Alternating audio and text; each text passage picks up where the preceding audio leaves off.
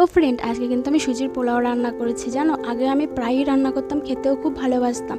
আজকাল একদমই রান্না করা হয় না, বিয়ের পরে আজকেই প্রথম। তো দেখো কীভাবে রান্না করছি। আমি এখানে এক বাটি সুজি নিয়েছি, শুকনো লঙ্কা, তেজপাতা, গোটা গরম মশলা, অর্ধেকটা গাজর আর একটা আলু টুকরো করে কেটে নিয়েছি, দুটো পেঁয়াজ কুচিয়ে নিয়েছি, কয়েকটা কাঁচা লঙ্কা চিড়ে নিয়েছি, আর কিন্তু নিয়েছি কাজু বাদাম কিশমিশ, স্বাদের জন্য হচ্ছে নুন, আর মিষ্টির জন্য একটু চিনি।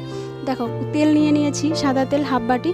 তো কড়াই বসিয়ে দিয়েছি, কড়াই তেলটা দিলাম, তেলটা গরম হয়ে গেছে। তেজপাতা, গোটা গরম মশলা, শুকনো লঙ্কাটা দিয়ে ভেজে কিন্তু আমি দিয়ে দিয়েছি এখানে পেঁয়াজ আর কাঁচা লঙ্কাটা দিয়ে নেড়ে চেড়ে আমি কাজু বাদাম কিশমিশটা দিয়েও ভেজে তারপরে দেখো এখানে গাজর আর আলুটা দিয়ে দিয়েছি। দিয়ে নেড়ে চেড়ে যখন সেদ্ধ হয়ে গেছে সবজিটা, সুজিটা দিয়েছি। সুজিটা দিয়ে কিন্তু আমি নুন আর চিনিটা দিয়ে দিয়েছি। দিয়ে দেখো নেড়ে চেড়ে সুজিটা ভেজে নিয়েছি, তারপর একটু একটু করে জল দিয়েছি আর নাড়ছি। তোমরা চাইলে আরও সবজি ব্যবহার করতে পারো, বিনস, তারপরে হচ্ছে গিয়ে ক্যাপসিকাম, অনেক কিছু। একটু একটু করে জল দেবে আর নাড়বে, তাহলে কিন্তু ঝুরঝুরে হবে। আমার বর তো খেয়ে বলছে আর একটু হবে।